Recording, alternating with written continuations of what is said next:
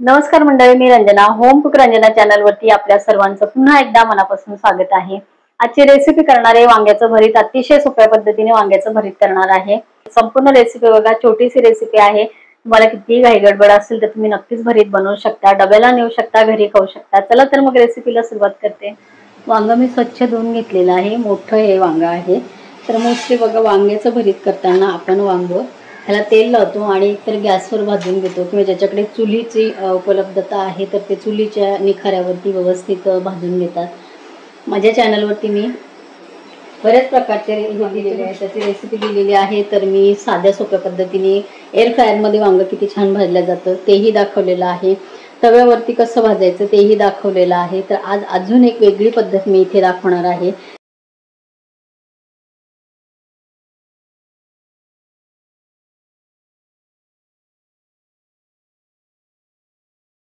या पद्धतीने जर आपण भरीत केलं तर ते लवकर तर होतं, पण आतमध्ये वांग खराब आहे की नाही हे सुद्धा आपल्याला कळतं. हे बघा,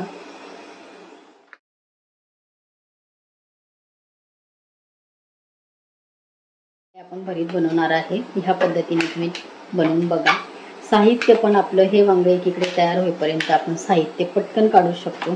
कितीही घाई गडबड असेल तुम्हाला तर तुम्ही हे भरीत खूप लवकर झटपट बनवू शकता. तर हे बघा, संपूर्ण आपण इथे वांग व्यवस्थित धुवून कट केलेलं आहे. साल वगैरे सगळं तसंच आहे. सालीमध्ये बरेचसे न्यूट्रिशन्स असतात, तर आपण ते काढून टाकत नाही. त्यामुळे हे बघा, आता आपल्याला गॅसवर ठेवायचं आहे पॅन. मी पॅन ठेवलेला आहे. तेल टाकायचं आहे आपल्याला, अगदी थोडंसं, 1 टीस्पून फक्त मी तेल घातलेलं आहे. तेल व्यवस्थित गरम करायचं आहे. पॅनला सगळ्या बाजूने लावायचं आहे. तुम्हाला जर हे पॅनमध्ये करायचं नसेल तर तुम्ही कढईमध्ये सुद्धा हे करू शकता. इतकी सोपी पद्धत ही वांग्याचं भरीत करण्याची आहे आणि किती लवकर हे होणार आहे हे सुद्धा इथे तुम्ही रेसिपीमध्ये बघणार आहात. हे बघा, सर्व बाजूने मी हे तेल असं पॅनला लावून घेतलेलं आहे. यामध्ये आपण जे तुकडे करून घेतलेले आहेत वांग्याचे ते घालायचे आहे.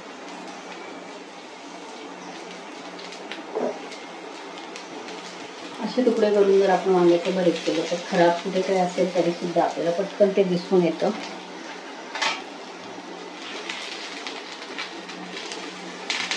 पॅनमध्ये सर्व बाजूने आपण हे वांग टाकलेलं आहे. आता यावरती आपल्याला ठेवायचं आहे झाकण. गॅस आपला मिडियम आहे. तोपर्यंत आता आपल्याला दुसरं साहित्य इथे बघायचं आहे.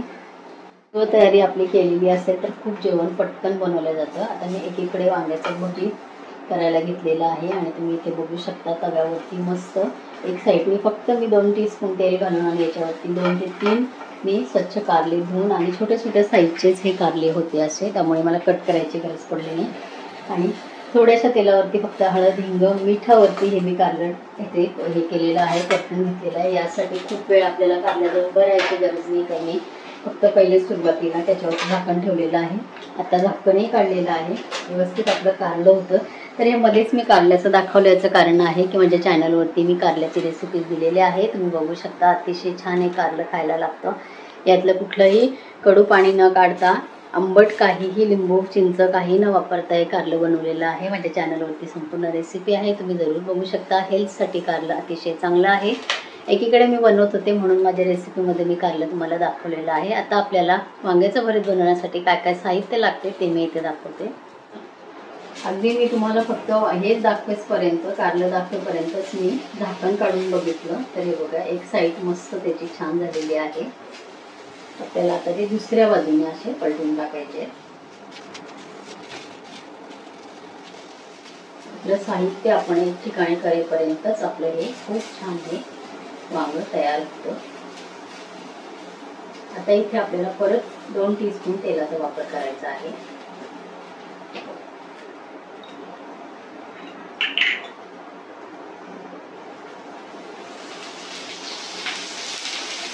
परत आपल्याला झाकण ठेवायचं आहे.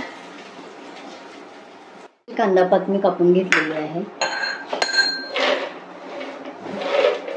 शेंगदाणे आपल्याला घ्यायचे. शेंगदाणे तुम्ही आवडीप्रमाणे कमी जास्त सुद्धा घेऊ शकता.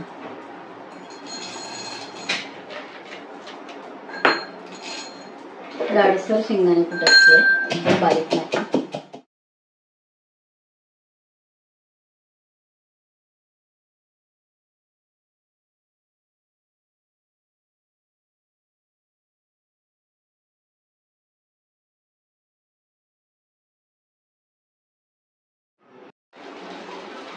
वांग मी इथे जवळून दाखवते. हे असं आपलं स्पॅच्युला लावलं तरी स्मॅश होते. हे बघा, इतक्या लवकर आपलं हे वांग तयार. स्पॅच्युलाच्या साह्याने मॅश करते. मॅशर घ्यायची गरज पण आपल्याला पडत नाही.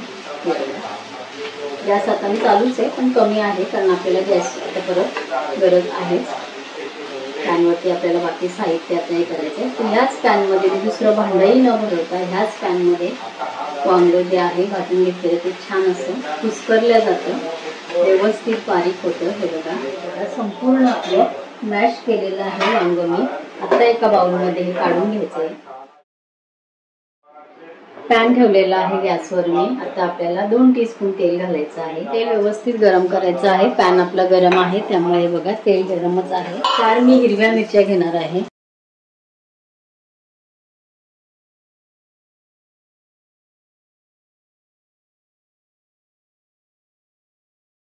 एक टीस्पून मी घालते जिरं.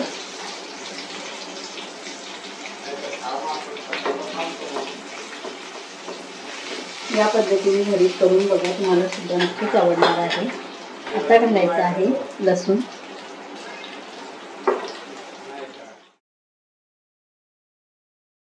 कांदा घालायचा आहे.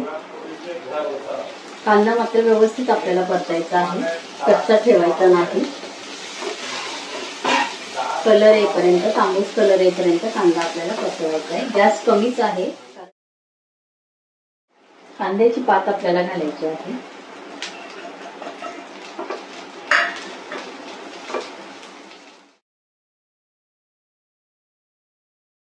शेंगदाण्याचा कूट घालू. जाडसर शेंगदाण्याचं मी इथे कूट केलेलं आहे. दाणे भाजलेले असतील तर पटकन वेळेवर आपल्याला असं कूट करता येतं. नाही तर मग दाणे भाजण्यापासून तयारी असेल तर वेळ लागतो. म्हणून जेवण बनवताना बरेचसे आपण पूर्वतयारी जर केली तर खूप लवकर आपले पदार्थ तयार होतात. थोडीशी घालायचे आहे. एक चिमटीभर घालते मी हिंग.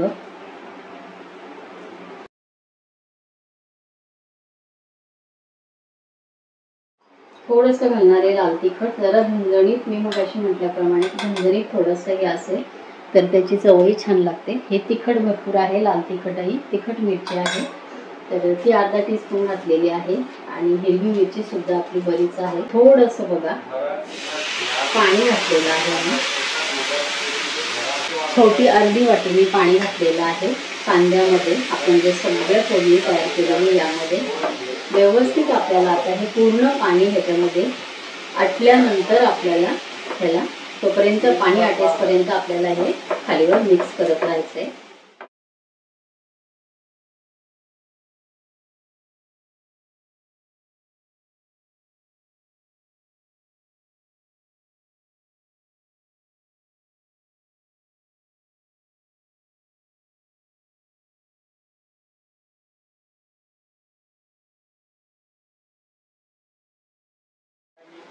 चवीपुरतं घालायचं आहे मी.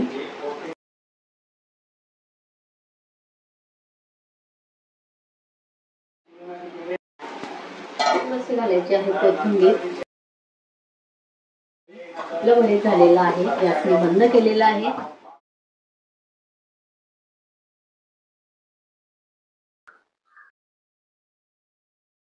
तयार झालेली आहे. बघता क्षणी खरंच खावीशी वाटणारी अशी भेंडलेली आहे. कलर तर एकदम छान दिसतोच आहे. बघायला एकदम छान वाटते. चिये भाकरी बरोबर, चपाती बरोबर खरंच खूप अप्रतिम ही लागते. नक्की करून बघा. ही रेसिपी करून बघा. तुमच्या कमेंट करायला विसरू नका. परत भेटूया असंच एका छानशा रेसिपी बरोबर. तोपर्यंत बाय बाय.